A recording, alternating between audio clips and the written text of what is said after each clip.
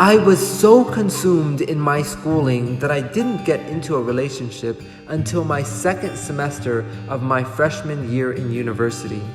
The strange thing was, it was with someone that I had already met while taking community college classes in high school.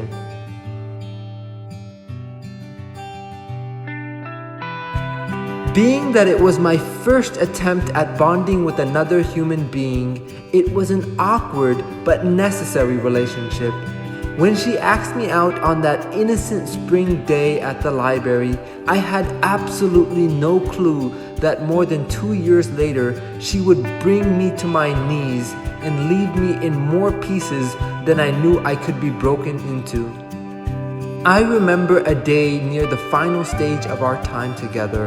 After I picked her up from work, we were sitting in my car in a parking garage next to her home. I was telling her that what I wanted most from a life partner was someone who would be up for the lifetime adventure of growth together.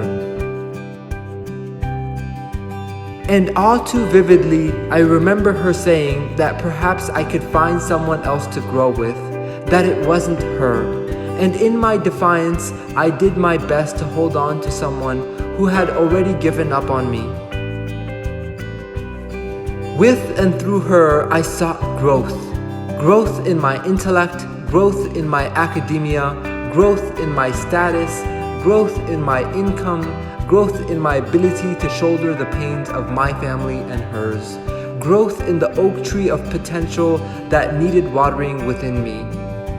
Looking back at these memories that I cherish, I realize that as much as I yearned for us to grow together, that I should not have held my potential under the blade of her complacency.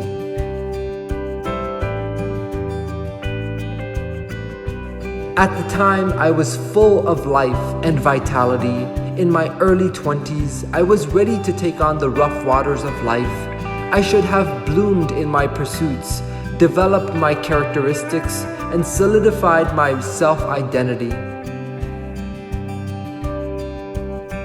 But instead, I gradually became a slave to my feelings for her. I snuck around my parents' trust. I missed classes, which felt like a sin against all that was holy.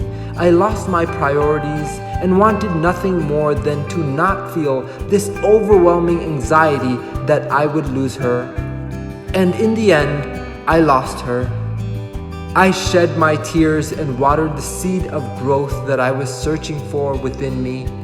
And for that, I am deeply grateful to her to this day.